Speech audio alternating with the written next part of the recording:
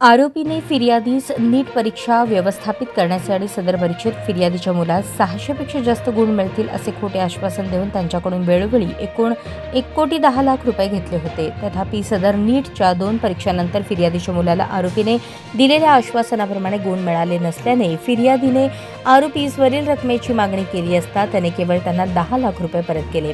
आरोपीने उर्वरित रक्कम परत देण्यास टाळाटाळ करून फिर्यादीची आर्थिक फसवणूक केली आहे। त्यामुळे फिर्यादीने 10 डिसेंबर 2025 रोजी आरोपी विरुद्ध सदर बाजार पोलीस ठाणे येथे तक्रार दाखल केली होती।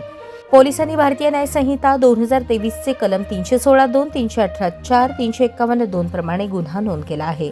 हा गुन्हा दाखल झाल्यापासून आरोपी फरार असून त्या दरम्यान त्याने अटकपूर्व जामीन मिळावा म्हणून न्यायालयात जामीन अर्ज दाखल केला होता।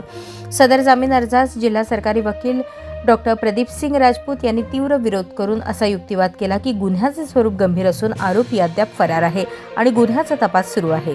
सदर व्यवहारातील उर्वरित रक्कम 1 कोटी रुपये अद्याप वसूल झालेली नसून त्यासाठी आरोपीची पोलीस कोठडीची आवश्यकता आहे।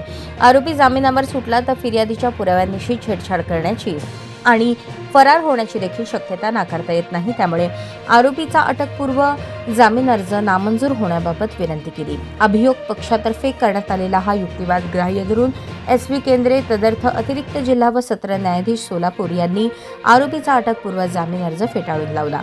या प्रकरणात जिल्हा सरकारी वकील डॉक्टर प्रदीप सिंग राजपूत यांनी सरकार पक्षातर्फे काम पाहिले तर आरोपीतर्फे ॲडव्होकेट RK सिंग यांनी काम पाहिले। हा आपला हक्काचा चॅनल AG न्यूज संपादक अंबादास गज्जर या YouTube चॅनलला लाईक करा, शेअर करा, सबस्क्राईब करा।